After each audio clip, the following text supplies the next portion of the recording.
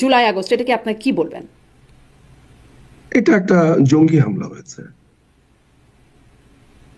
জুলাই আগস্টে একটা জঙ্গি হামলা হয়েছে। সারা দেশের এত মানুষ জুলাই জুলাই জুলাই আগস্ট বাংলাদেশে একটা জঙ্গি হামলা হয়েছে। সারা দেশের এত মানুষ রাস্তায় নেমে আসছে, সবাই আসলে জঙ্গি হামলা। সারা দেশের কত মানুষ এসেছে? আপনার কাছে কোনো ধরনের ডাটা আছে? আমরা যেটা এই গণমাধ্যমে 20 কোটি দেখেছি, মানুষের মধ্যে আপনি একদম খোলা চোখে যা দেখতে পাচ্ছেন। আমি প্লেন ভিউ দেখবো না তো? আমি কোনোদিনই প্লেন ভিউ দেখবো না। আমি একজন লয়ার। আপনি বর্তমান প্রধানমন্ত্রী, বর্তমান মেয়র, বারবার বর্তমান বলছেন, আসলে বর্তমান কেন বলছেন? তারা তো 5ই আগস্ট মানে আর তারপর থেকে সাবেক হয়ে গেছেন। কিভাবে? কোন আইনে? সুপ্রিম কোর্ট রেফারেন্সে তার মতামত জানিয়েছে এবং সেখানে স্পষ্ট করা হয়েছে যে সুপ্রিম প্রথমত দুটো জিনিস বুঝতে হবে শামিনা আপা।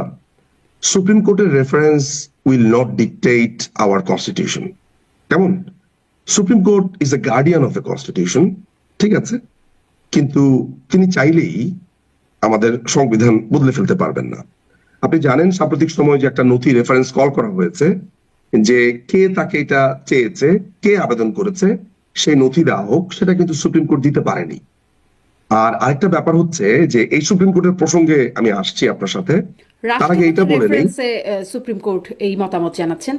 সেই নথি কোথায়? জি, সেই রাষ্ট্রপতি যে এটার জন্য বলেছেন, সেই নথিপত্র সেগুলো কোথায়? আর করা যেতে পারে, মেয়ে হতে পারে, এগুলো তো কোনো বাধ্যবাধকতা না। হ্যাঁ, করা যেতে আপনাকে পারে, ওয়ার্ডিং গুলো করেছেন। খেয়াল মানে রাখতে হবে। করা যেহেতু যেতে পারে, আবার আরেকটা কথা আমি নিষিদ্ধ তো আপনাকে না, বলে যেহেতু রাখি, করা যেতে যদিও পারে মানে পারমিটেড, মানে যেটি করা হয়েছে করা যেতে পারে। আমি যদি আপনার এই যুক্তিও ধরি, আমি যদি আপনার এই সুপ্রিম কোর্টের রেফারেন্সও ধরি, আপনি হয়তো বা জেনে থাকবেন যে আমাদের সংবিধানের 57 অনুচ্ছেদ বলে পরবর্তী প্রধানমন্ত্রী হওয়ার আগ পর্যন্ত বর্তমান প্রধানমন্ত্রী থাকবেন। আইনটাই এমন যদি ধরা যায়, আপনার সাথে আমি তাল মিলিয়ে যদি এটা বলি যে সুপ্রিম কোর্টের রেফারেন্স আমি মেনে নিচ্ছি, তাহলেও এখন তিনি প্রধানমন্ত্রী, পরবর্তী প্রধানমন্ত্রী নির্বাচিত হওয়ার আগ পর্যন্ত ইন্টারিম গভর্নমেন্ট বলে কিছুই না, এটা অবৈধ। আমি আর আপনি, আমাদের দুজনের যদি সৌভাগ্য হয়, আমরা দুজন এটা দেখে যাব যে এই ইন্টারিম গভর্নমেন্টকে কিভাবে অবৈধ ঘোষণা করা হয়েছে, ভবিষ্যতে কিভাবে তারা আমাদের এই পুরো রাজনীতিতে একটা ভয়ঙ্কর বিস্ফোরা তৈরি করেছে, যেটা ইনডেমনিটি অধ্যাদেশের আগে যে আপনি জানেন যে আমাদের পঞ্চম সংশোধনী বাতিল করা হয়েছিল। মোশতাক, আপনার জিয়াউর রহমান এবং সায়েম, তাদের পুরো শাসনামলকে অবৈধ ঘোষণা করা হয়েছে মুন সিনেমা হলের একটা মামলার প্রেক্ষিতে বহু বছর পর। ফলে এটা একটা মানে এখানে তর্কের কোনো জায়গাই নাই যে এটা একটা অবৈধ। আপনার মানে আইনজীবী হিসেবে হয়তো আইনের মারপ্যাচ এই বিষয়ে হয়তো ভবিষ্যতে কখনো কোনোভাবে আইনের মারপ্যাচে কি প্রমাণ হবে সেটি আমরা এখনই বলতে পারছি না, কিন্তু যদি ডিফ্যাক্টো আমরা কাউন্ট করি যে ডিফ্যাক্টো হেড তো এখন ডক্টর মোহাম্মদ ইউনূস এবং ডিফ্যাক্টো উপদেষ্টা পরিষদ তারা এখন রাষ্ট্র ডিফ্যাক্টো বলতে আমাকে আরেকটু এক্সপ্লেইন যদি করেন, ডিফ্যাক্টো বলতে আপনি কি বোঝাচ্ছেন এখানে? তারাই তো রাষ্ট্র পরিচালনা করছেন নাকি? প্রধানমন্ত্রী, সাবেক যিনি প্রধানমন্ত্রী তিনি তো ভারতে আপনি এই আছেন। কথাটা বলতে পারেন শারমিন আপা, আপনি বলতে পারেন, আমি অ্যাপ্রিশিয়েট করব যদি আপনি বলেন যে জোর করে করছে, এটাই তো সত্য, জোর করে ডিফ্যাক্টো জোর করে করছে, আমি আপনার সাথে একমত হব। কিন্তু এটা দেখেন, আমি আওয়ামী লীগ সমর্থন করি না শারমিন আপা, আমি আওয়ামী লীগ সমর্থন করি বা অন্য কেউ বিএনপি সমর্থন করে, কেউ জামাত সমর্থন করে, আসলে এখানে এই জায়গাটা তর্কের না। আইনে আমি আর আপনি দুজনই যদি আইনের বইটা হাতে নেই, I am quite sure we both are capable enough to understand the simple article of the constitution. There is no provision called interim government.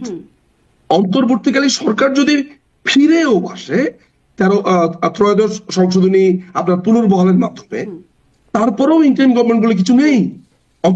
অন্তর্বর্তীকালীন সরকারটা আলাদা জিনিস, ইন্টারিম গভর্নমেন্ট আলাদা জিনিস, ওই প্রভিশনটাই নেই। তাহলে এটা একটা দখলদার শক্তি বলতে পারেন আপনি, তাহলে আমি আপনার সাথে একমত। মানে আচ্ছা, দখলদার বিপ্লবের মাধ্যমে তো আসলে উচ্ছেদই করা হয়েছে, জোরই তো করা হয়েছে, একরকম জোর করেই তো মানে তাকে। কোনটা বিপ্লব হয়েছে? এই যে জুলাই আগস্ট, এটাকে আপনার কি বলবেন? এটা একটা জঙ্গি হামলা হয়েছে। জুলাই আগস্টে একটা জঙ্গি হামলা হয়েছে। সারা দেশের এত মানুষ জুলাই আগস্ট বাংলাদেশে একটা জঙ্গি হামলা হয়েছে। সারা দেশের এত মানুষ রাস্তায় নেমে আসছে, সবাই আসলে জঙ্গি হামলা। সারা দেশের কত মানুষ এসেছে? আপনার কাছে কোনো ধরনের ডাটা আছে? আমরা যেটা গণমাধ্যমে 20 কোটি মানুষের মধ্যে আপনি একদম খোলা চোখে যা দেখতে পাচ্ছেন। আমি প্লেন ভিউ দেখবো না তো? আমি কোনোদিনই প্লেন ভিউ দেখবো না। আমি একজন লয়ার, আমার কাজই হচ্ছে খুবই ক্রিটিক্যালি দেখা। নিশ্চয়ই আপনি আপনি প্লেন ভিউ দেখতে পারেন, আমি হ্যাঁ, দেখবো না। কিন্তু আপনি আমি খুবই ক্রিটিক্যালি দেখি। কিন্তু আপনাকে তো প্লেন ভিউটা দেখতেই হবে, ক্রিটিক্যালি দেখবার জন্য খালি চোখে আগে দেখতে আমি হবে, তারপর আপনি সেটি ক্রিটিক্যাল বিশ্লেষণ প্লেন করতে ভিউর পারেন। মধ্যে কোনো গণভবনে প্রশ্ন নেই। প্লেন গণভবনের ভিউ সামনে যেভাবে আমরা সাধারণ মানুষকে আসতে দেখলাম, ঝাঁপিয়ে পড়তে দেখলাম, বা বিপ্লবের সেই মুহূর্তগুলোতে বা অভ্যুত্থান, বিপ্লব, আন্দোলন যাই বলি না কেন, সেই সময় যেভাবে রাস্তায় মানুষকে নামতে দেখলাম, তারা কারা? তারা সবাই কি আসলে জঙ্গি? আমি তো অনেক চোরকে দেখলাম সেখানে, আমি তো কোনো বিপ্লবীকে দেখলাম না। গণভবনের কথাতে, গণভবনে আমি ডাকাত এবং চোরকে দেখলাম, আমি তো কোনো বিপ্লবীকে দেখলাম না। কোনো বিপ্লবী কি মুরগি চুরি করে? কোনো বিপ্লবী কি ছাগল চুরি করে? কোনো বিপ্লবী কি জায়নামাজ, ঘড়ি চুরি করে? আপনি যদি বলেন যে হ্যাঁ বিপ্লবীরা চোর, আমি আপনার সাথে একমত হবো, বলবো যে ঠিক আছে বিপ্লব হয়েছে। বিপ্লবীরা তো চুরি করে না, বিপ্লবীরা বিপ্লব করে, বিপ্লবীরা সমাজ বদলায়, বিপ্লবীরা সমস্যার সমাধান করে, মানুষকে আশ্বস্ত করে। কিন্তু বিপ্লবীরা তো মুরগি চোর না, বিপ্লবীরা তো হাঁস চোর না, মাছ চোর না, বিপ্লবীরা তো ধ্বংস করে না। গণভবন তো সরকারি সম্পত্তি, গণভবনের ব্যক্তিগত স্টাফ বাদে বাকি সবকিছু তো সরকারি সম্পত্তি। বিপ্লবীরা তো চোর না। তাহলে আপনাদের কিছু চোরের কথা, চোরকে আপনি বিপ্লবী মানে বলছেন? কিছু চোর, হ্যাঁ নিশ্চয়ই নিন্দনীয়, হাঁস, মুরগি, ছাগল কিছু এগুলো চুরি করে নিয়ে কিছু যাচ্ছে। আপনার যে পালং শাক হ্যাঁ, চুরি করেছে, যে সরিষা ক্ষেত থেকে সরিষা চুরি করেছে, যে তেলের বোতল চুরি করেছে, যে একটা স্পন্সর বাথরুমের স্যান্ডেল চুরি করেছে, যে বদনা চুরি করেছে, বদনা তোর বিপ্লবী। শ্রীলঙ্কায় কি ও, হয়েছে? শ্রীলঙ্কায় আসলে সেটাকে আপনি কি বলবেন? আমি আমি আমি শ্রীলঙ্কা নিয়ে কথা বলতে গেলে নিকারাগুয়া নিয়ে কথা বলবো, আপনি বলবেন আমার সাথে? আপনার সাথে আমি কথা বলবো আয়াতুল্লাহ খোমেনিকে নিয়ে। চলেন, let's talk about Peru, let's talk about Nicaragua, Argentina. আপনি বিপ্লব যদি মেলাতে চান, আজকে আমি বাংলাদেশের সমস্ত বিপ্লব নিয়ে কথা বলবো। আপনার শ্রীলঙ্কাতে আচ্ছা, পদ্মা তাহলে চুরি করেছে, হ্যাঁ, বদনা চুরি করেছে। না বদনা চুরি করেনি, কিন্তু আমরা তো তাহলে দেখেছি যে সেখানে কিভাবে মানে তাহলে বিছানায় শুয়ে কিভাবে দখলদারিত্ব তাহলে হচ্ছে, আমরা খাওয়া নিশ্চয়ই দাওয়া হচ্ছে। শ্রীলঙ্কার, সরি, তাহলে তো নিশ্চয়ই আমরা শ্রীলঙ্কার এই আন্দোলনটাকে বদনা চোরদের আন্দোলন বলতে পারি না। সেটা আলাদা জিনিস, প্রেক্ষাপট আলাদা। এটা তো চোর, বদনা চোরদের আন্দোলনটা তো আর হতে পারে না। নিশ্চয়ই এটা হ্যাঁ, এটা একটা দৃষ্টিকটু এবং খুবই নিন্দনীয় একটা বিষয়, যে এই জিনিসগুলো কয়েকটি বিষয় ঘটেছে, কিন্তু এইটা তো গুটি কয়েক মানুষ, কিন্তু গণভবনের সামনে যে বিশাল ঢল দেখা যাচ্ছে, মানে নিশ্চয়ই কয়েকজন বদনাচোর আর মুরগি চোরের গণভবনে হামলা করলো আর এই কারণে প্রধানমন্ত্রী পালিয়ে গেলেন এমনটি না। নিশ্চয়ই এই পরিমাণ মানুষ ছিল, এরকম একটা প্রেশার ছিল বলেই তখন এত ক্ষমতাময়ী প্রধানমন্ত্রী তখন তাকে দেশ ছেড়ে এভাবে করে একরকম সরে যেতে আপনার শব্দ চয়নে আমি একটু দ্বিমত পোষণ করব। মাননীয় প্রধানমন্ত্রী পালিয়ে যাননি। মাননীয় প্রধানমন্ত্রী এই চোর, ডাকাত এবং জঙ্গিদের আক্রমণে তাকে বাংলাদেশের যারা সুরক্ষা দেয়, আইন শৃঙ্খলা বাহিনী, তারা তাকে এক স্থান থেকে আরেক স্থানে স্থানান্তর করেছেন, উদ্ধার করেছেন। কারণ আপনি কখনো শুনেছেন যে কেউ পালিয়ে যায়, পালিয়ে যাওয়ার সময় বাংলাদেশেরই এয়ারফোর্সের অফিসারদেরকে নিয়ে তিনি পালিয়ে যান? শুনেছেন কখনো? এবং তারা কিন্তু চাকুরিতে আছেন। আপনার ব্রিগেডিয়ার জেনারেল খালিদ কামাল, তারপর আরো যারা আছেন, পিজিআর এর কমান্ডার, তারপরে আরো যারা যারা আপনার বিমান বাহিনীর চিফ যিনি আছেন, তারপর সেনাবাহিনীর চিফ যিনি আছেন, তারা তো সবাই অকিবহাল। তাহলে তারা তাকে নিরাপদে উদ্ধার সেনাবাহিনীর করেছেন। চিফ বলেছেন তিনি যে দেশ ছেড়ে চলে যাচ্ছেন, এই বিষয়টি তার জানা ছিল। এই জায়গাটা আপনাদের একটু ক্লিয়ার হয়ে নিব। প্রথমে এটা আমি ক্লিয়ার হবো, এই যে আপনি বলেছেন পালিয়ে গেছেন, তাহলে আপনাদের সংজ্ঞাগুলো তো বড় অদ্ভুত। বিপ্লবী সংজ্ঞা চোর, যারা চুরি করেছে তাদেরকে বিপ্লবী বলছেন।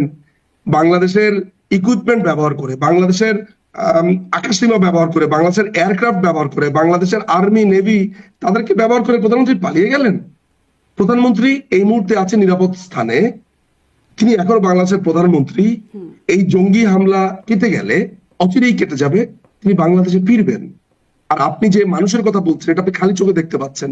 আমি তো দেখতে পাই যে বাংলাদেশের উত্তরাঞ্চলে, দক্ষিণাঞ্চলে লক্ষ লক্ষ লোক সেদিন রেডি ছিল। কেন আপনি গোপালগঞ্জে লক্ষ লক্ষ লোককে দেখেন নাই? ফরিদপুর, শরীয়তপুর, মাদারীপুর। মাননীয় প্রধানমন্ত্রী দেশরত্ন শেখ হাসিনার একটা নির্দেশের অপেক্ষা করছিলেন, কিন্তু রক্তের উপর দাঁড়িয়ে মাননীয় প্রধানমন্ত্রী তো রাজনীতি করবেন না। বাংলাদেশে যদি প্রধানমন্ত্রী চাইতেন, যদি চাইতেন, আপনার কি মনে হয় উনি যদি একটা ডাক শুধু দিতেন, যার যা কিছু আছে ঝাঁপিয়ে পড়ো, আপনার কি মনে হয় 10, 15, 20, 30, 40, 1 লক্ষ লোক নিহত হতো না? মাননীয় প্রধানমন্ত্রী তো সেই রক্তের উপর দাঁড়িয়ে ওই মুহূর্তে দেশ শাসন করবেন না, প্রধানমন্ত্রী তিনি অপেক্ষা করবেন, সমাধানের চেষ্টা করা হচ্ছে, দেখা যাক কি হয়। জি, কিন্তু আমরা যেটি তখন প্রধানমন্ত্রীর যেই বক্তব্যগুলো আমরা দেখতে পাই এবং তার আগে মন্ত্রীদের যেই অবস্থান দেখতে পাই, বল প্রয়োগের নীতিতে তো ছিলেন সাবেক প্রধানমন্ত্রী। তখন শেষ মুহূর্ত পর্যন্ত তার যে ট্রান্সক্রিপ্ট পাওয়া যায় কথোপকথনের, সেখানে দেখা যাচ্ছে যে তিনি বলছেন পুলিশ পারছে, অন্যান্য বাহিনীগুলো পারছে না কেন, আরো শক্ত হবার জন্য, আরো বল প্রয়োগ করবার জন্য। এমন বক্তব্য তো আসছে, সেগুলোকে অস্বীকার। মাননীয় প্রধানমন্ত্রীর যেই টেলিফোন কনভারসেশনটি আপনি বলছেন, তার কনভারসেশন, এটা কি আপনি কোনো ল্যাবে টেস্ট করেছেন? আপনি অস্বীকার করছেন এটা? আমি অস্বীকার, আপনি স্বীকার করছেন? আমি আপনি জানি না, নিশ্চিত? মানে টেলিফোন কনভারসেশন অনেক আপনি কিছু। জানেন না, তাহলে আপনি আমাকে কেন বলছেন আমি অস্বীকার করছেন? আপনি বলেন যে হ্যাঁ আমি নিশ্চিত। আমি নিশ্চিত না, আপনি স্বীকার করবেন বা অস্বীকার করবেন, আমি আপনাকে জিজ্ঞাসা করছি। আপনি নিশ্চিত না, আপনি নিজে আপনি অস্বীকার করছেন, তা আমাকে কেন? তার মানে আপনার মতো আমারও অবস্থান, ও আচ্ছা, কারণ আমরা জানি না। আপনিও নিশ্চিত না? আমরা দুজনের কেউই জানি না, বিকজ এটা কোনো ল্যাবে প্রমাণিত না, উনার কন্টেন্ট টেস্ট হয়নি, এটা উনার কণ্ঠ কিনা তাও আমরা জানি না। এটার কোনো ধরনের, আমি তো একজন আইনজীবী, আমি তো সাধারণের মতো কথা বলতে পারি না, তাই না? আচ্ছা, কিন্তু আমরা সেই সময় মানে তখন তৎকালীন যে স্বরাষ্ট্রমন্ত্রী, তার অবস্থানটি তো আমরা অন্ততপক্ষে দেখেছি, সেখানে ল্যাবে টেস্ট। কোনটা? মানে আমরা দেখেছি যে পুলিশের একজন কর্মকর্তা ইকবাল, সম্ভবত তার নেম প্লেট থেকে দেখা যাচ্ছে যে তার নাম ইকবাল, তিনি স্বরাষ্ট্রমন্ত্রীকে রিপোর্ট করছেন, ব্রিফ করছেন স্বরাষ্ট্রমন্ত্রীকে। তখন পাশে দাঁড়িয়েছিলেন পুলিশের আইজি চৌধুরী আব্দুল আল মামুন সহ আরো পুলিশ সদস্যরা ছিলেন তাকে পরিবেষ্টন করে, এবং সেই পুলিশ সদস্য রিপোর্ট করছেন যে গুলি করে করে লাশ ফেলতে হচ্ছে। সমস্যা হচ্ছে একটাকে মারলে একটাই মরে, একটাই যায়, বাকিটি থাকে। এটা হচ্ছে সমস্যা এবং এটা হচ্ছে আতঙ্কের বিষয়। এই বিষয়টা রিপোর্ট করছেন এবং স্বরাষ্ট্রমন্ত্রী তখন এভাবে মোবাইলটা দেখছেন এবং ভিডিওগুলো দেখছেন। মানে এখান থেকে আসলে এটা তো প্রমাণিত। আমি এই ব্যাপারটা সম্পর্কে সম্যক অবগত আছি। আপনি সম্ভবত এই ব্যাপারটাতে আমি এখন বুঝতে পারছি আপনি আপডেটেড না, হয়তো এটার ব্যাপারে আমি বলছি। যাত্রাবাড়িতে দুজন পুলিশ অফিসারকে আপনার মেরে ঝুলিয়ে দেওয়া হয়েছে। ওই লাশের সামনে কাউকে আসতে দেওয়া হচ্ছিল না, যেই চোর ডাকাত যারা আছে, জঙ্গি যারা আছে তাদের, এবং যে 700-800 জঙ্গিকে ছেড়ে দেওয়া হয়েছে, মানে এরকম অনেকেই আমরা ধারণা করি আসতে দিচ্ছিল না। তখন পুলিশের তো একটা সময় বল প্রয়োগ করতে হবে, বল প্রয়োগ করবার ট্রাই করছে, কিন্তু তারা সরে যাচ্ছে না। অর্থাৎ পুলিশ যদি গুলি করতো তাহলে কিন্তু একটারে ফালাই আরেকটা দাঁড়া থাকে, তা হতো না। এই যে মারার কথা বলছে, সেটা লাঠি দিয়ে মারার কথা হতে পারে, ছররা গুলির কথা হতে পারে, কিন্তু 7.62 বাটে যেটা দিলে মানুষ মারা যায়, সেইটার কথা যে বলছে সেটা নিশ্চিত না, এক নাম্বার। কিন্তু একটাকে গুলি করি একটাই মরে, একটাই যায়, মানে মরে তো, কিন্তু এমন গুলি তো করছে আপনাকে যাতে মাথায় মরছে। রাখতে হবে, আপনার একজন কলিগকে যদি মেরে উল্টো ঝুলিয়ে রাখে, আমি যদি কমান্ডো হই ওই ভবনের, আমি কি করব? চেয়ে চেয়ে আমি মজা দেখবো? আমি তো ওদেরকে মারার জন্যই যাবো, কারণ আমাকে রাখাই উচিত। আপনার সুরক্ষার জন্য মাননীয় প্রধানমন্ত্রী, এই আইন শৃঙ্খলা বাহিনীর কাজ কি? মানুষের সুরক্ষার জন্য দুজন পুলিশ অফিসারকে মেরে উল্টো ঝুলিয়ে রাখা হয়েছে। কি আশ্চর্য! ওইটা নিয়ে আমরা কেউ কথা বলছি না। আমরা কথা বলছি মোবাইলে কি দেখা গেছে। খেয়াল করে দেখেছেন জর্জ ডব্লিউ বুশের পাছাতে একটা ফোড়া হয়েছে, আর ইরাকে 3 লক্ষ লোক মারা গেছে। সবাই জর্জ ডব্লিউ বুশের পাছাতে ফোড়াটা নিয়ে আলোচনা করবে। এটাই পৃথিবী। দুটো মানুষকে কি নৃশংসভাবে ঝুলিয়ে রেখেছে। শারমিন আপা, আমি আর আপনার এই দুজনের জীবদ্দশাতে এই দৃশ্য বাংলাদেশে দেখেছি। খুবই জঘন্য ঘটনা, মানে এটি চিন্তা করলেও মানে গা শিউরে ওঠে। দুজন পুলিশকে মেরে, আপনিও যেমন ট্রমাটাইজ, আমিও ট্রমাটাইজ। দুজন পুলিশকে মেরে ঝুলিয়ে রাখা খুবই একটা। তো পুলিশ এই সময় কি করবে আপা? কিন্তু পুলিশকে এই অবস্থার মধ্যে পড়তে হলো কোন প্রেক্ষাপটে?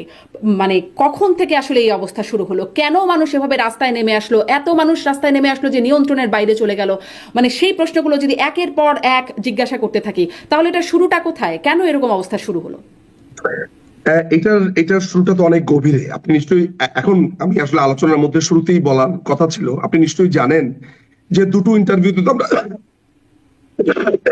আমি ক্ষমা চেয়ে নিচ্ছি আমার এই কাশির জন্য দর্শকদের কাছে, আপনার কাছেও।